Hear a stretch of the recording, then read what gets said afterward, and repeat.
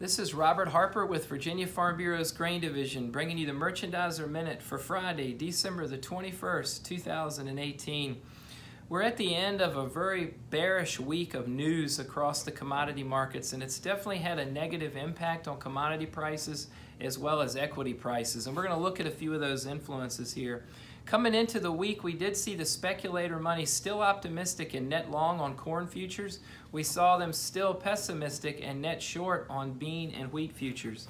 We saw the dollar come off of a year-and-a-half high this week, and we saw the energies continue to struggle. Remember, back in October, the nearby crude oil futures contract was trading around $76 a barrel. Today it's trading around $46 a barrel, and that is just really putting some bearish information into the corn space, so negatively impacting the ethanol industry, and that news is heavy on the market. We did get some other heavy news about continued big exports from Russia on wheat.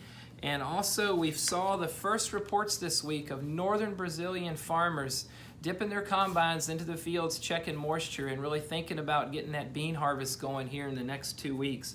Remember, the weather is still neutral to the price on the Chicago board. South American weather still neutral. They've got a good crop in the field. Not the biggest they've ever had by what their government says, but absolutely not the smallest either. We did have great days this week, multiple days of China confirming soybean purchases from the United States. The first sales in 6 months, but the speculators didn't appreciate the numbers.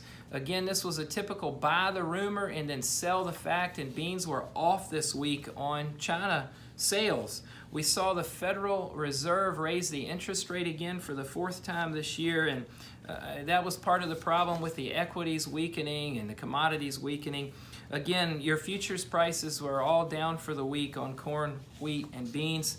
Remember, next week, the last week of December, we have to get out of our basis-only contracts for beans that are on the January futures. Give us a call to discuss options on those.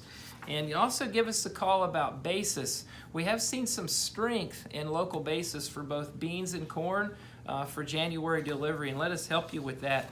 When we slide over to the USDA numbers for this week, we had very good numbers for export loadings. Kind of a continued track of the last few weeks with Japan and Mexico being the top destinations. When we get to the export sales side, again, excellent numbers for corn, excellent numbers for beans. Japan and Mexico bought corn from us again this week, but China was the #1 customer for U.S. soybeans. USDA was busy. President Trump announced on Monday that the USDA would make the second half payment on the market facilitation program, as well as yesterday we got the 2018 Farm Bill signed. Great news.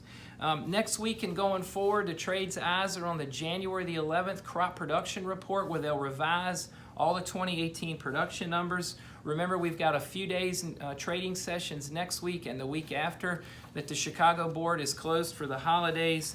Keep your eye on South American weather. Give us a call if we can help you. This is Robert at Farm Bureau's Grain Division.